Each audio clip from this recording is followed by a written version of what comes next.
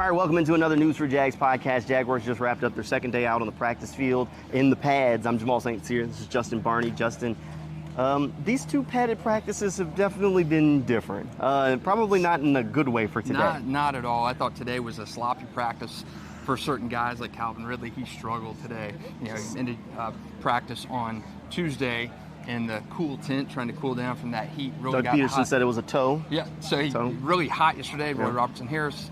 Calvin Ridley today, the struggles, I thought with him slipping on the field, passes bouncing out of his hands. He's had a great camp so far. Today was that first little blip on the radar for Calvin. Yeah, definitely way too many drops today. I think that was the storyline of practice. Calvin Ridley dropped passes, Christian Kirk dropped passes, there was a Zay Jones drop pass. Just way too many of those, and that's not something you necessarily want to see, especially when the Jaguars had so many drops out on the field a year ago. And one of the hype around this team has been all the weapons. Oh, they got all these guys that can catch passes, and then you have a day like this where it seems like no one could consistently catch. Evan Ingram did have a decent day. He caught some tough passes. Piggyback off of the bad catching, because it really was not a good performance from those big-time pass catchers.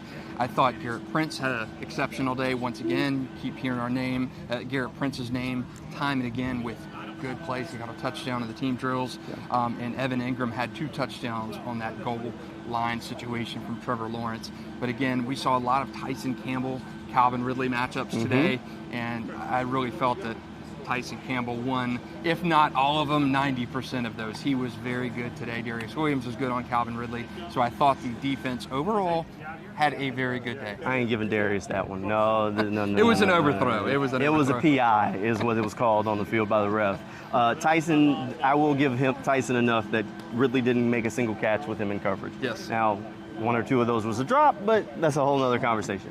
But the one-on-ones are definitely a thing that we got a chance to look at, those wide receiver DB one-on-ones. Sadly, the line or offensive line, defensive line one-on-ones are like way over there in a corner, and then there were players between us. I mean, I literally walked around the entire field trying to see if I could get an angle, and I could see maybe a little bit through some cracks in the people, but so not a great feel on just how those are going at the moment. I know a lot of people need that Hubble telescope to see way over in the corner. Need to throw a drone up or something, or let me get on the roof. But I guess people keep asking for updates on Yasir Abdullah and Trayvon Walker, some of those guys, and just we don't have it. We don't have that great feel, because during team, a lot of it's quick stuff. A lot of it, so many run plays and screens are mixed in there. You can't get this great feel for just how these guys are progressing. So it's definitely going to be a challenge to see just where some of those pass rushers are. Interesting. I was watching the one-on-ones, the defensive versus corners versus the receivers, and Zay Jones called to Tyson Campbell. He said, "Hey, Gold Jacket, it's your turn. Hey, Gold Jacket." Just call him the Gold Jacket for the Hall of Fame, the shutdown type corner on Calvin Ridley. So really good day from Tyson Campbell in those one-on-ones. But again, you're not hitting full speed right now. Right. Doug Peterson said earlier today that he's not going to have his guys hit extremely long against one another. You need to have that full contact, but he's not going to put his guys in that friend-on-friend combat, that friendly fire kind of situation. Not very often. Not very often. Well, we will see that at some point, and I think you need to see that. Mike Caldwell said the other day that you've got to have a little bit of that live action in practice, so you can kind of convey the slaps and the touches over to that tackling. But I think we'll see that. But still, to me, it's still too early to me to make a judgment on who has looked the best. I think offense and defense have both had their days, but I think defense today was head and shoulders above that offense. And that's similar to what Doug Peterson said before practice. I had asked him, how early can you really get a feel for if your team is going to be ready to go and what kind of team you have. He said, it's just too early right now. He can look at it on paper, but he still has to see more from the guys. And then there's a lot of things that still have to go right. So, and one thing to keep in mind as we talk about these wide receiver DB drills, this is an offensive leverage drill. So when you hear people saying like Tyson Campbell did really good in that's when you take stock. If there's a wide receiver beating a corner, you can only take that with a grain of salt. But when you see a cornerback that's able to take an offensive leverage drill and still shine, there's a lot you can take from that. After practice, Tyson Campbell even said, somebody asked him, they said, how many receivers do you think on Sunday you'll go against that are better than Calvin Ridley? And he's kept it quick. He said, not many.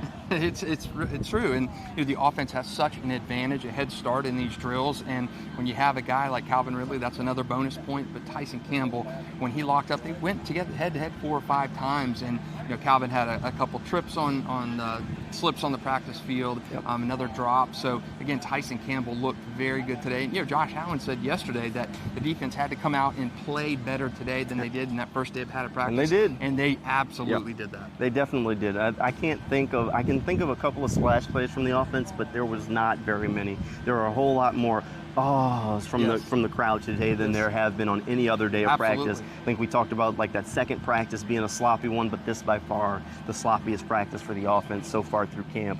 They'll have a chance to rebound tomorrow. Then they get Friday off, and then Saturday is the big stadium practice. So Doug Peterson said that next week when the Jaguars go back on Saturday, he said that's when it gets to the dog days of camp and things will really start to get tough when you start to string together those padded practices. So we'll keep an eye on how the team's able to kind of weather through those dog days of practice. And 1 week from Saturday, preseason. It's preseason. They go to Dallas. That's a week from Saturday. So these things are going to have to happen quickly. This weekend, we're going to see a lot. Doug said these are truly the dog days of summer coming up. And then 1 week away, we're starting to talk about preseason games, lineups, what players are playing, who you're sitting out. Not many of them are playing. Not many are playing. And this is, we touched on this before, but this year is so different from a roster management standpoint. Right. You got 90 players right now, and you got to cut to 53 just in one fell swoop. So you're not doing this in stages like they have regularly over the years. So this is going to be important for a lot of guys who may not have been there after that first preseason game. So that Dallas game a week from Saturday is a big, big thing. You're not going to see those Trevor Lawrence guys in a situation like that. So big roster kind of audition for some of these lower tier roster bubble guys. Yeah, and realistically, the majority of this roster is already spoken for, so every one of these games is going to be important for those guys. We're going to have to keep an eye on a few of the different positions. Left guard, we'll see exactly how that fares, and we'll also keep an eye on that nickel corner spot, just how Gregory Jr. and some of the rookies can kind of get some reps in there and see what happens. But those preseason games are going to be very important this year. Again, Jaguars back out on the practice field tomorrow, and then Friday off. We'll have another one of these coming your way after the practice tomorrow wraps up. And then, of course, none on Friday, but we'll have another one on Saturday for you. Hey, thanks for tuning in, and we'll see you next time.